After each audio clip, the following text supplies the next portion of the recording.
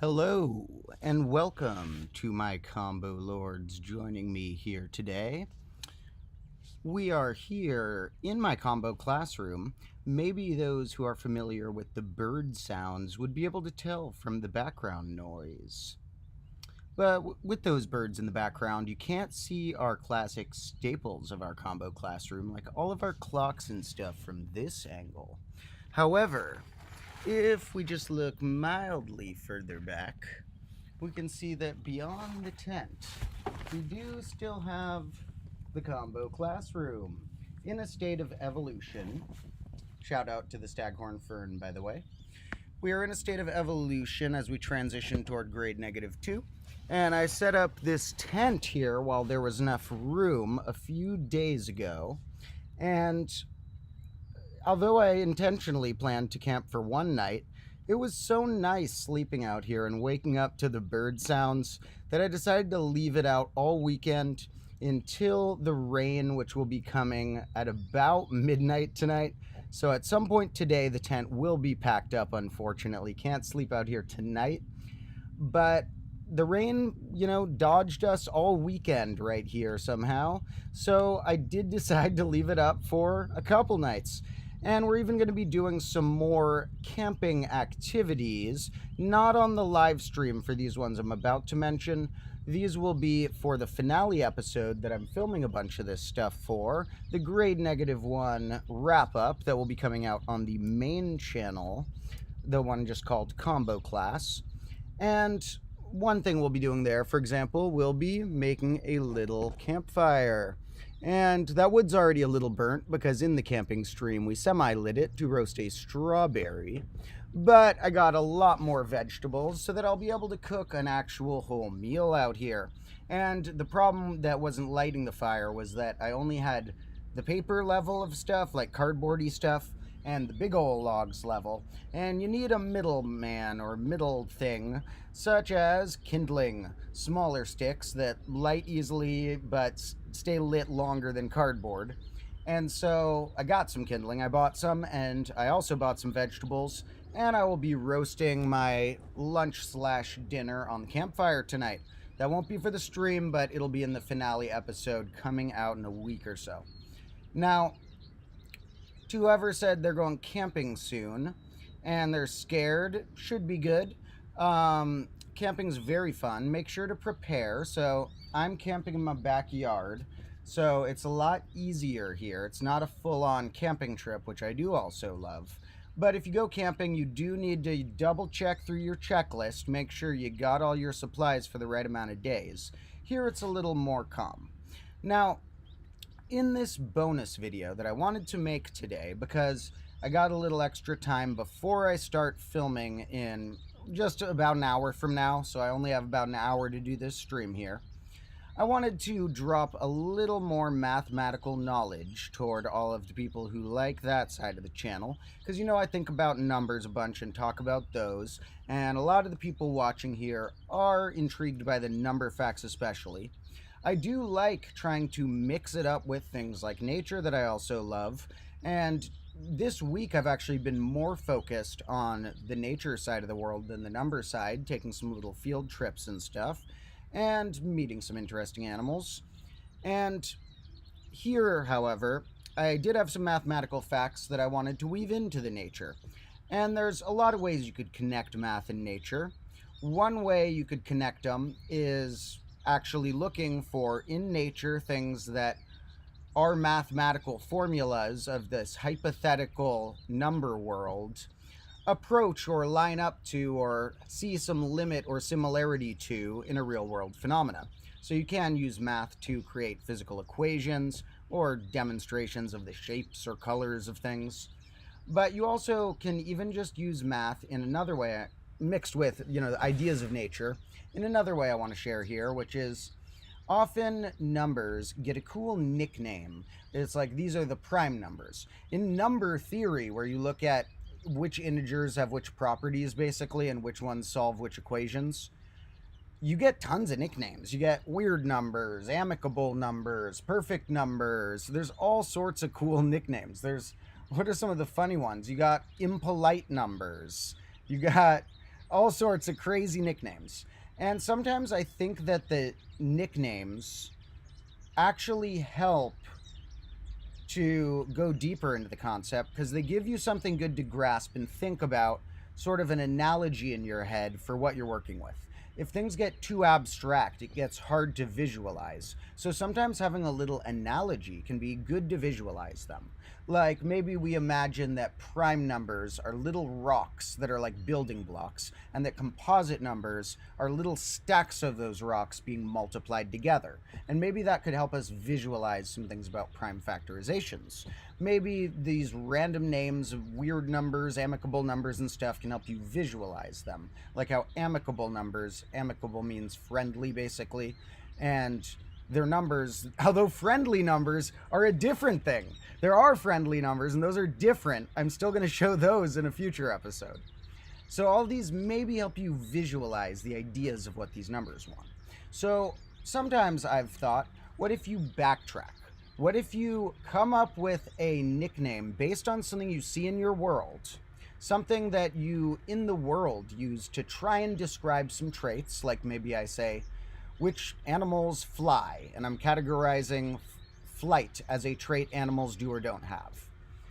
Well, maybe I could take one of those analogies and then try and think about what ways could this apply to the number line or to other things about math. And maybe that'll make me stumble into some way of putting together an equation that I wouldn't have gotten to if I had just been starting from layers of numbers built on each other. Like, for example, what if I said, we're going to name a certain type of thing immortal numbers? Then it might make me think, what could it mean to be immortal-like in a number? Is there a trait I could assign that reminds me of that adjective, that describes a type of number or does something to some type of number and doesn't happen to already be one of the nicknames? Maybe first I think, okay, maybe immortal number is a number with only one type of prime factor, and then we're like, okay, well those numbers are nicknamed prime powers, so we got a nickname there. But other times I might have the nickname lead me into an interesting way of putting together thoughts about the number line. Often it takes creativity and thinking outside the box in different ways, or around or between the box, or thinking maybe there's not a box, or thinking within a different box, or changing the shape of the box or the color of the box. Sometimes it takes that to stumble onto the mathematical thing. Some of my favorite mathematicians played around with numbers and it led them to cool things. Like John Conway was a great mathematician in game theory, number theory, and other places.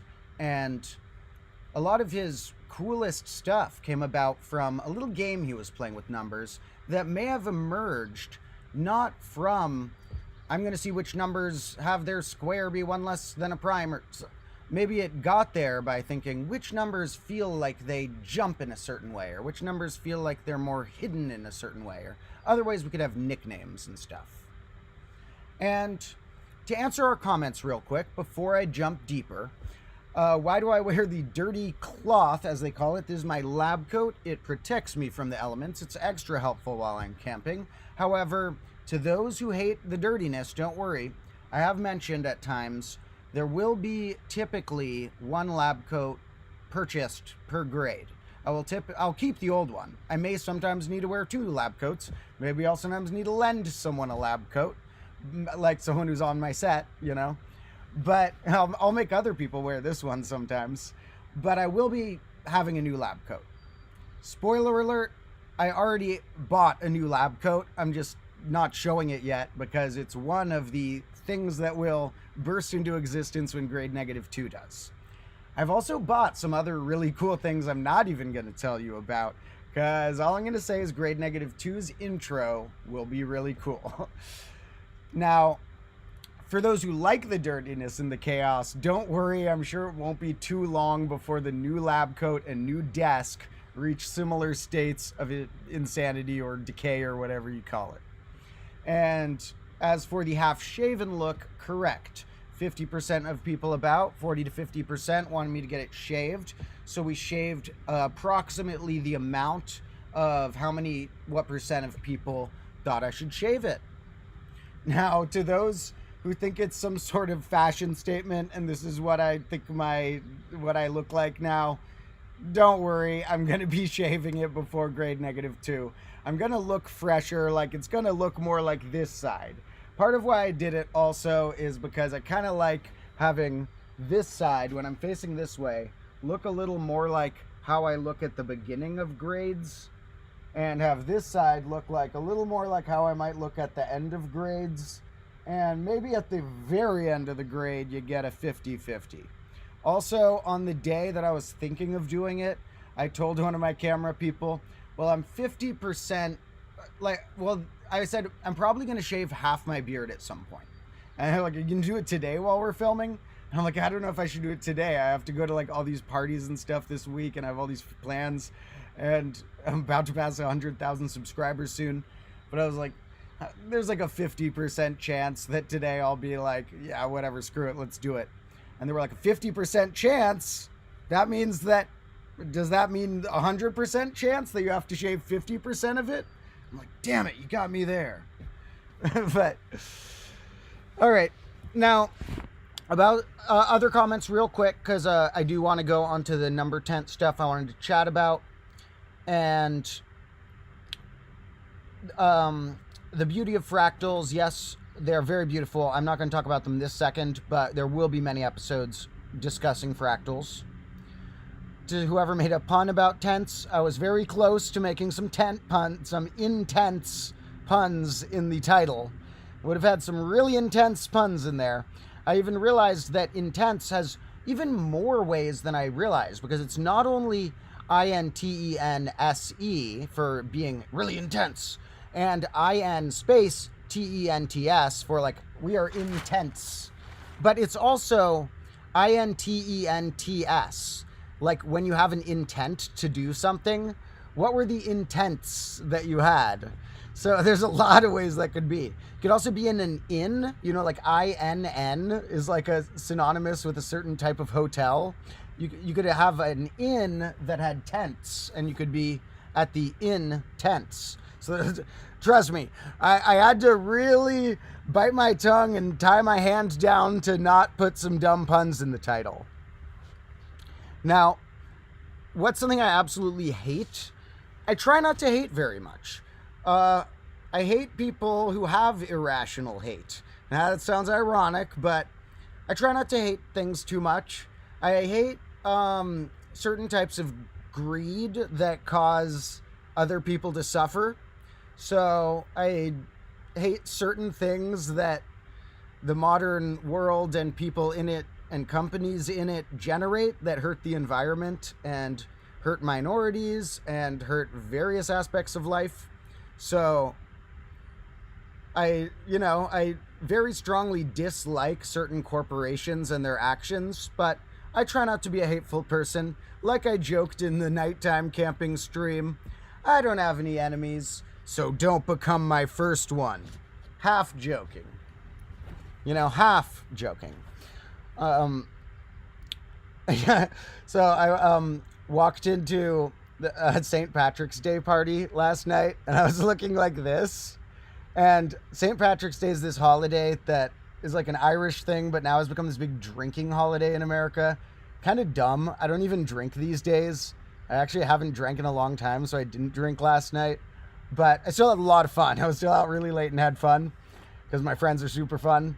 But when I walked into the party, there was a bunch of people who had no idea I was going to look like this. And they're like, whoa, what's going on, man? How are you doing? And I was like, I'm doing, 50-50. So, someone noted for some reason that Mr. Beast uploaded a new video. I will note, I like Mr. Beast. His content isn't necessarily always for me. Some of his new content I don't watch all of because it's sort of cheesy and Hollywoodish at times. But I really like the guy. He's doing good things for the world.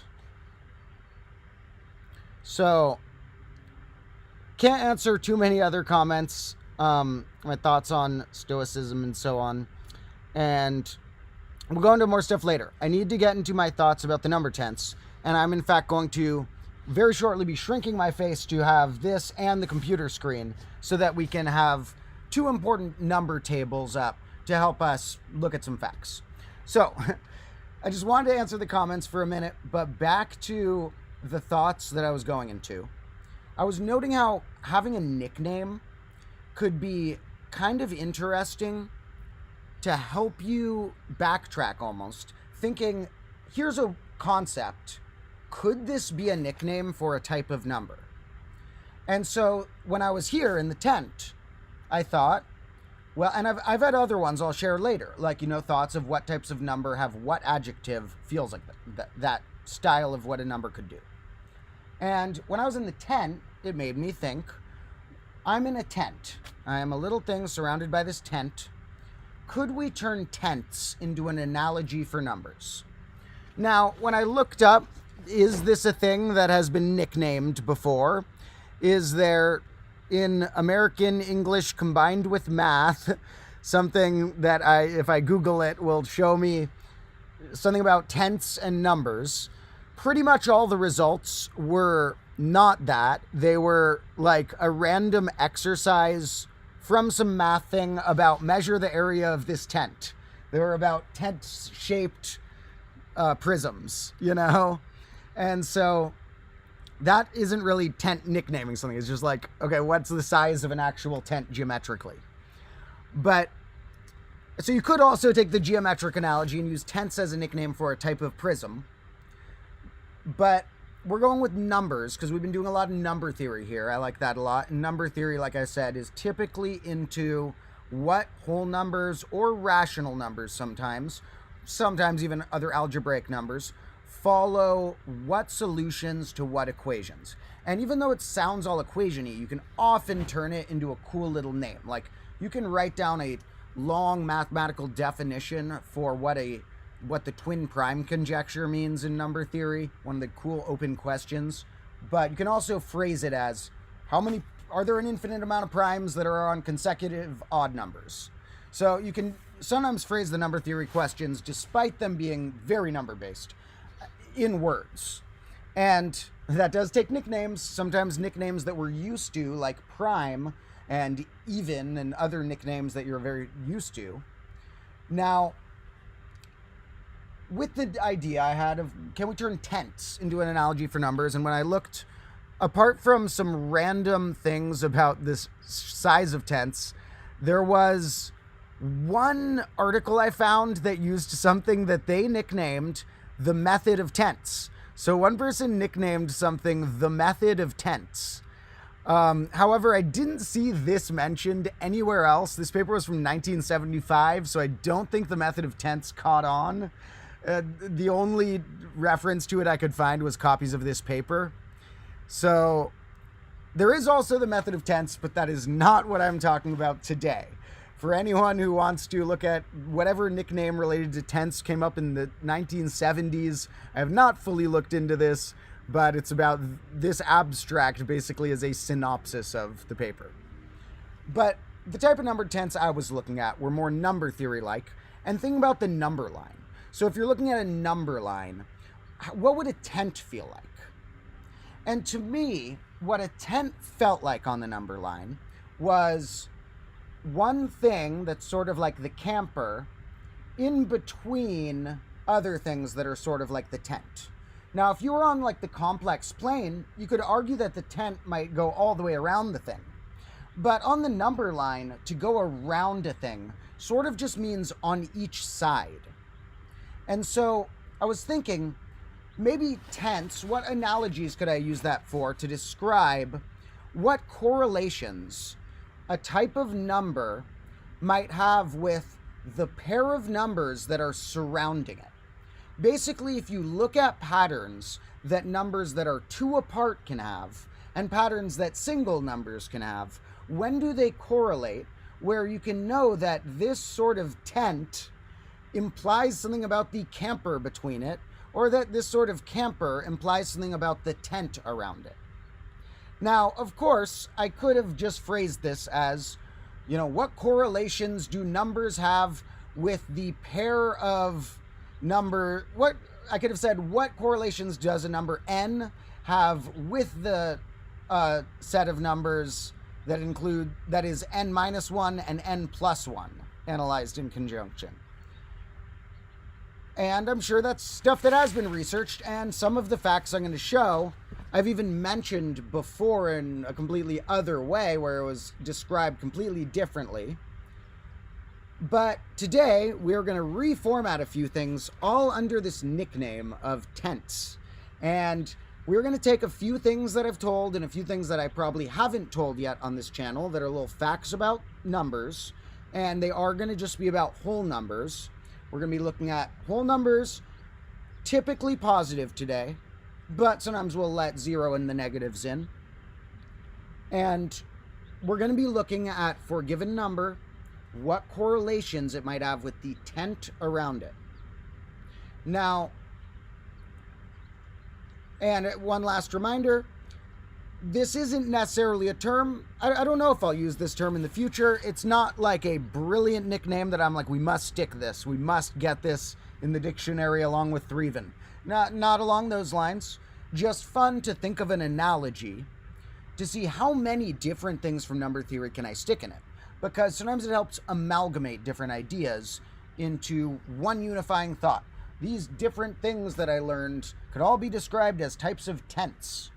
So, to start off, a really simple one is, what do we know if a camper is even versus if a camper is odd? Well, the camper, remember, we are referring to the number in the middle of the pair. And if a camper is odd, the tent's even. If a camper is even, the tent's odd. You can imagine by looking at a number line and how they would surround each other. So that's a very simple starting fact about our tents. What about primes? So we've noted that if a number is prime, let's first say that prime is the camper. If a number is prime, and let's say it's larger than 3, if we have a camper larger than 3 that's prime, it must be next to a multiple of 6. You can watch some of my older videos if you haven't had that fact sink in yet. I've gone through this one a few times, including on the main channel in some episodes. But if you look at sets of 6 numbers, the only spots primes could land are one before a multiple of 6 or one after a multiple of 6, or be so tiny that they're the factors of 6, the primes 2 and 3. So if our camper is prime, then we know that one of the sides of the tent, not necessarily, I mean, definitely not both, but we know that one of the sides of the tent is a multiple of 6. But we don't really know about the other side fully, because the other side could be either congruent to 2 mod 6 or congruent to 4 mod 6. So one of them is a multiple of 6, the other is even and not threeven, but we don't know whether it's doubly even or not. That will vary from prime to prime. Doubly even meaning a multiple of 4. Now,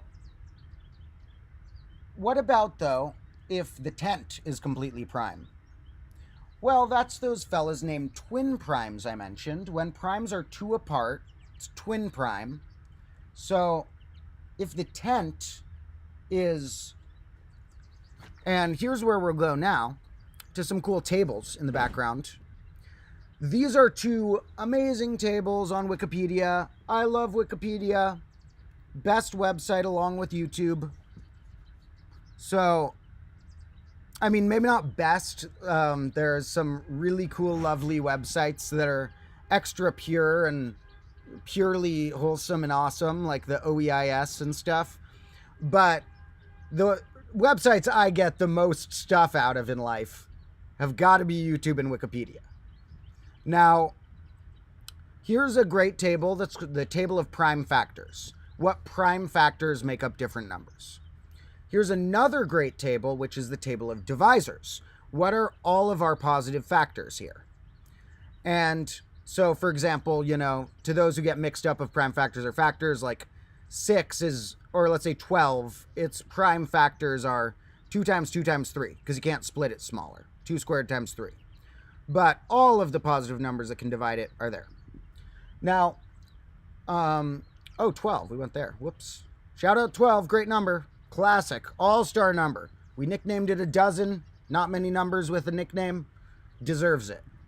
Now, the mildly bad news is I have to plug in my computer real quick. The good news is I got a longer extension cord so that we can keep the computer here, and in the future, I won't need to move the computer as much when I do stuff like that.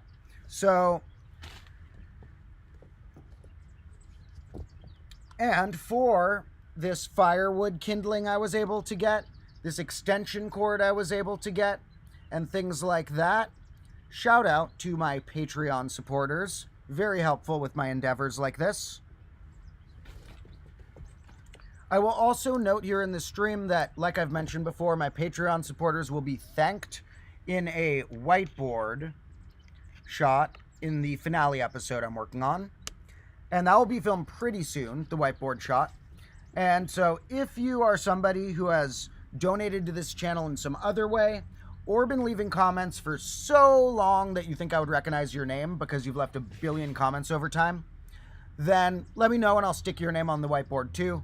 Let me know not in the chat of the stream, but in an actual comment on the stream after it posts. Or just a comment on my last stream if you want to do it right now.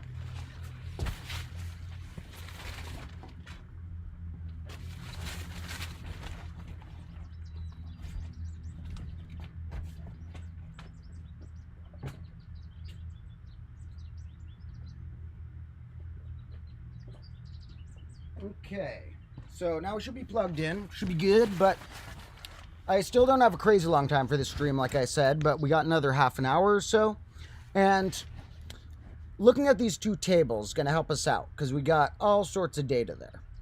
Now, if I see which ones are between primes, which numbers have a tent in my analogy, that is, and for anyone who jumped in late, in this analogy, the camper is the number and the tent is the pair of numbers neighboring it. And we're looking at correlations between them, such as if the camper's even, the tent's odd, and vice versa. If the tent's prime, we noted in a video recently that all twin primes are around a multiple of 6. That makes sense because we said all primes are next to a multiple of 6, so the twin primes have to be around a multiple of 6. So we know in this analogy that if our camper is prime, one of the tent poles is a multiple of 6 and the other is even but not 3 even. Cool data, but it doesn't give us full data. But we do know that if the tent is both prime, if it's a fully prime tent, the camper is a multiple of 6. So we also can get cool data from that with a fact I noted in an earlier video, which is that the squares of primes are next to a multiple of 24, because if I multiply the neighbors, the tents here, let's say I multiply this tent, 5 times 7 is 35. If I multiply this tent, 11 times 13, then the number I get is some number here, the tent number x minus 1, times the tent number x plus 1. So x minus 1 times x plus 1 for some x.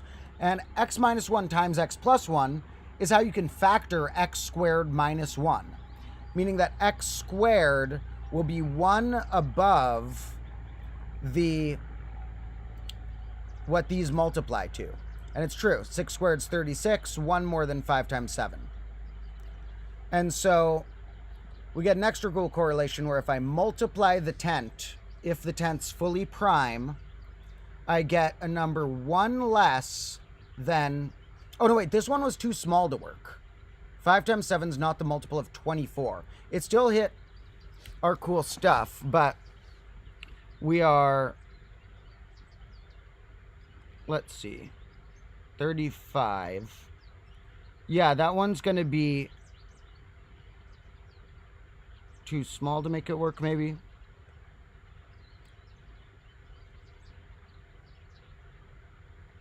here we got 11 times 13. And that's 144. And that gives us, yep. So that stuff I mentioned on the main channel, so I'm not going to go fully into these proofs and stuff, but that if you square a prime bigger than these mini ones, that's, okay, yeah, I guess I was mixing up two things there, where I was multiplying these two together versus squaring the middle camper versus squaring the prime. So, to clarify, because there's a few things going on there, if we square a prime, it'll be next to the multiple of 24 on its own. The prime bigger than these, like 7 squared is 1 more than 48, 5 squared is 1 more than 24, 11 squared is 1 more than 120. And if we square the camper in a prime tent, then we're actually going to end up, since that's a multiple of 6, on 1 under the camper squared is going to be a multiple of 36, because we've squared the multiple of 6. So if we multiply a prime tent altogether, the tent components will be 1 less than a multiple of 36. So yeah, to clarify, prime tent multiplied 1 less than a multiple of 36. Prime on its own, bigger than 3, multiplied by itself, gives us 1 more than a multiple of 24. All of these can be phrased in modular arithmetic too, with clock-like analogies. So we'll look at clock ways these work, and we already showed the prime squared one in an episode called Modular Multiplication Magic.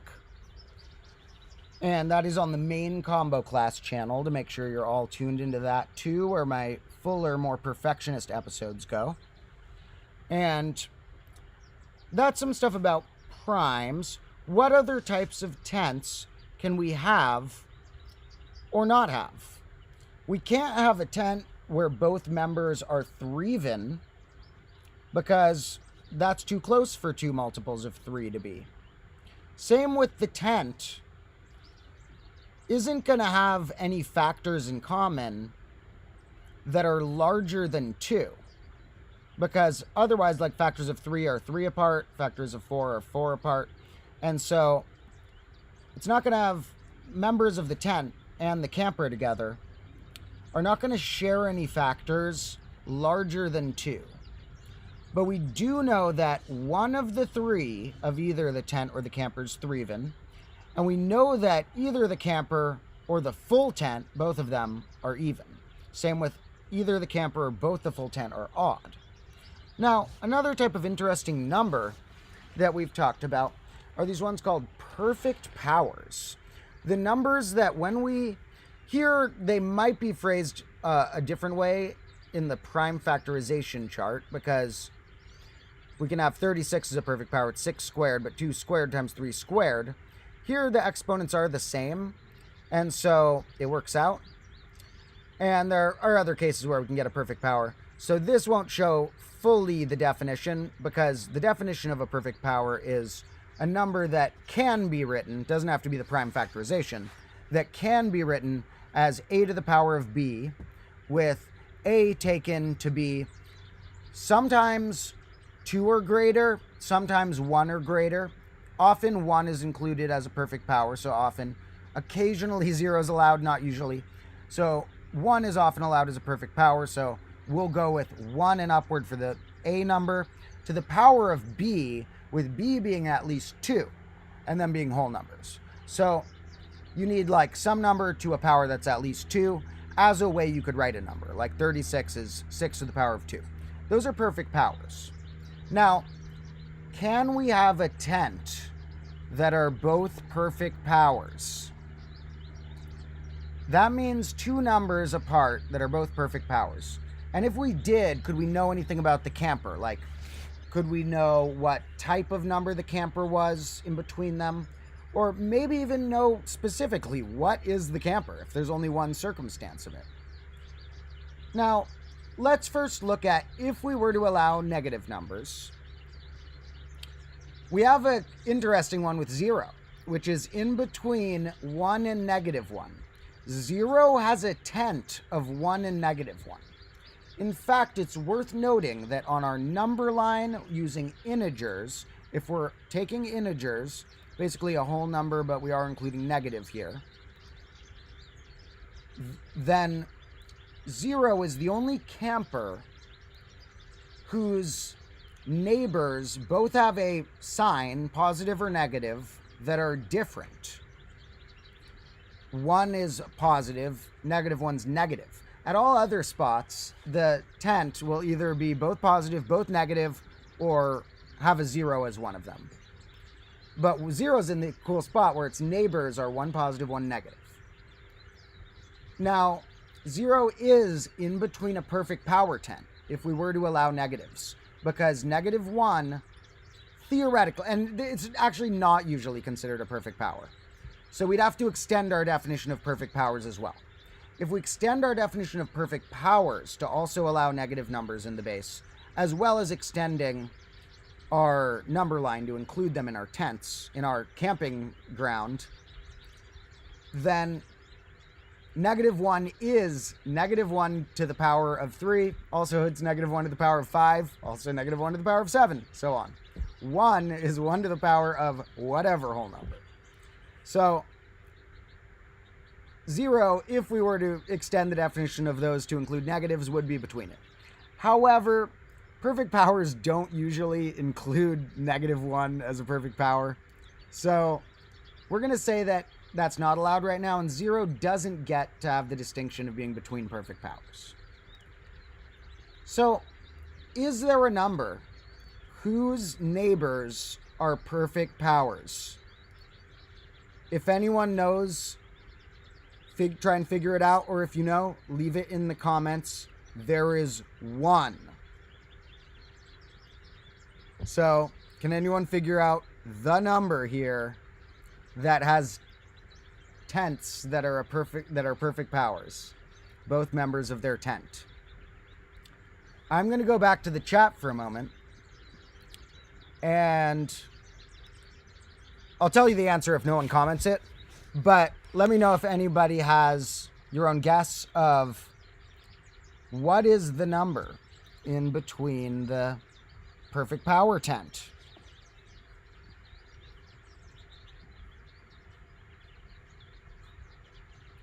And yep, we got it from Domotro 2 commented it, that the number in between, and Domotro 2, I still am curious. Are you the same one who used to be called Combo Class Bonus 2? I'm just curious. You can call your channel whatever you want, but I liked when it was called Combo Class Bonus 2 more, because Domotro 2 looks kind of like it's my second channel and it's not. But you can I'll roll with it. So 26, you're correct. Good job. 26 is in between a perfect power tent. 25 is 5 squared. 27 is 3 cubed. And the fact that 26 is the only number in between a square and a cube, if we're not counting 0 in between -1 and 1, which could be considered a cube and a square. Apart from that, the only solution between a square and a cube is 26. That was known historically as Fermat's sandwich theorem. I've seen a few places that quote it as, because the numbers sandwiched between them. So I used a tent as an analogy that ended up in, but it already has a fun analogy for that one, which is a sandwich. And someday, I've been kind of waiting to make like a short or bonus video describing more about Fermat's sandwich theorem. But with Fermat's sandwich theorem, I was waiting to do it because I want to make a big sandwich to eat in the video. Today we are not going to have a sandwich, but I will be filming shortly. Not for the stream, but for a cool episode coming on the Combo Class channel soon.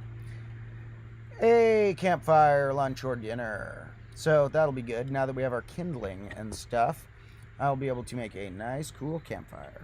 I got a bunch of vegetables and meat and stuff to roast on it. So going back through some of our comments, to people who weren't following the tent stuff, you may have to roll back a bit. That is the flaw with me using nicknames that I'm inventing as analogies, but there are good things about it. What I want folks to think about, because I need to wrap up soon, is leave a comment on the stream video later when it posts if you think of other correlations of interesting tents and campers. What we've looked at so far are a few related to prime numbers, perfect powers, and what you're a multiple of, like if you're even, threeven, or whatever. What other types of number can you turn into the tent analogy? And to Domotro 2, got it that you're not combo class bonus 2. It just looked really similar, so I was assuming. But welcome Domotro 2, I guess. It is not my second channel, so don't try and put anything on your channel that makes it look like you're actually my second channel, because you're not. But I'll roll with it. You can be called Domotro 2 for now. So, someone is saying stuff they hate the sentence about 42 being the answer of everything. Well, maybe you need to read The Hitchhiker's Guide to the Galaxy. It is a reference to a series, and it's a really good series, so it's not really applicable to real life. It's sort of like an inside joke of people who have read that series, but it's a really good book series. Very good. Highly recommend. So in the context of that book series, it's a very fun conceptual thing.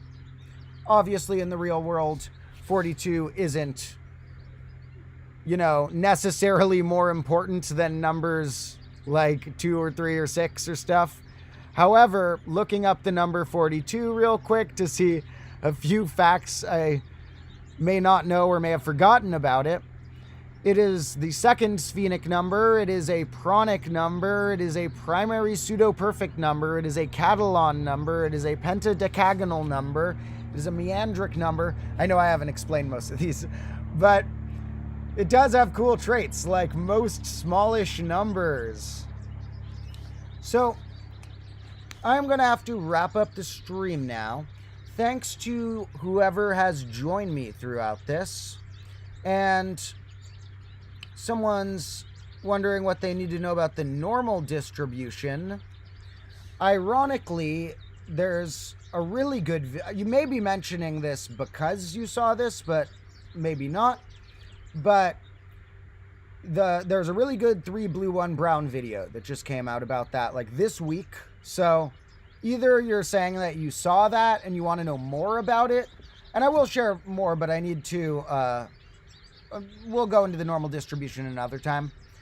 But if you haven't seen that and you just happen to be studying it, well, good luck. I mean, good timing, because there's on one of the best math channels has just made a video about it, the channel 3 blue 1 brown. So I'm going to log off the stream soon, and thanks all of you for joining me. Make sure to check out the cool links in the description, like the new final exam for grade -1 in video form, as well as the text form. That's linked in the description here and is on the main combo class channel. And we'll have a crazy finale coming out on that channel within a week or two. And then grade -2 will be coming in early April. And thank you to all the folks who support me on the Patreon. Super helpful, so make sure to check that out if that's something you've considered. Got cool bonus content on there. And there's the Discord, where a lot of cool combo lords chat about random stuff. So if you use Discord, or if you're like me and never use Discord apart from that, but want to chat with other combo lords, then there's a cool page for that. And Domotro 2, don't do gags about... I'm going to remove that. Don't do gags about someone needing help. Imagine if somebody actually needed help for some reason. So I know that you're a kid who's joking, so I'm giving you permission already to call yourself Domotro 2. Don't abuse it by putting gags about somebody needing help in the comments. Because I would actually try and help someone if someone genuinely needed help, so don't try and clog up my stuff. In any case, though, good job on getting that 26. And shout out to everyone who has joined me here. Thank you all.